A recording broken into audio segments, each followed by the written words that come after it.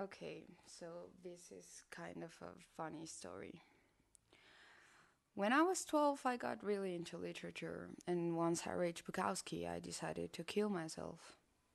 But it had to be poetic. Not just your average teenage suicide, you get a fuckload of those on TV every day. No, this one had to be different. I I thought I was a different 12-year-old. I read books and sometimes stole one of my mother's cigarettes and lit it up on a rooftop, just like every other depressed 12-year-old. The only issue with this idea was that if it actually worked out, I would not be able to see it. And if it didn't work, I'd have to go to therapy and come out to my parents as an attention seeking, sad little fuck who'd lost all hope in humanity after rereading the Bible and finding it a bit too edgy and snobbish. There were a lot of loopholes on my suicide plan, but I had time to fix them. Only thing that could stop me was death, and that actually seemed more enabling than an obstacle, really. My plan was gladly doomed to work the fuck out. Eventually. The thing is, it's not that easy to kill yourself, and the older you get, the more crap you have to plan ahead for. The first time I tried, I was almost 13 and could have passed it off as an accident. No planning to be needed because the kid just fell down, right? Yeah, that was the problem. That day I learned that you need a drop bigger than 3 stories to actually die. Otherwise, you end up with just a broken bone and a psych referral. Therapy wasn't so bad because I got a whole hour a week to talk about myself. But I thought I had to censor out all the worrying parts, so it didn't really help much. I was just told to socialize more with other kids my age. As if.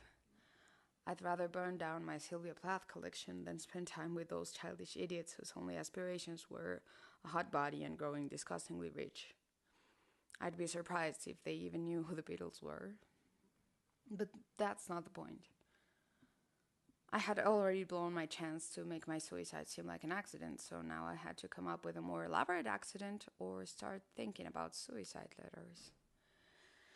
Which is exactly what I was trying to avoid. My mom deserves the memory of her happy child, not a stupid piece of paper telling her it was all a lie. I should have been the perfect daughter. I could have been a better son, but no, I had to go and realize I was a queer little fuck with no gender identity and who's oddly attracted to women 15 years older than me. Listen, okay? This is a lot to take in when you're a teenager. It's one thing to completely fail at love because you didn't know you were gay, but it's a whole new level of suckiness when you've had your so-called sexual awakening, and still your love story is as dry as the plot of any young adult novel ever. How the hell was I supposed to make my death look like an accident after a significant portion of the sad story had already been shown?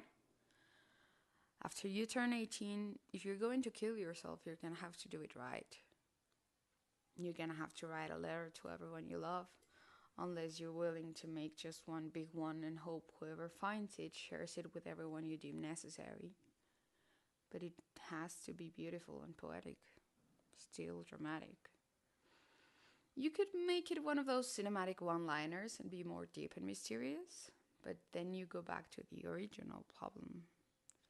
Your mom deserves better.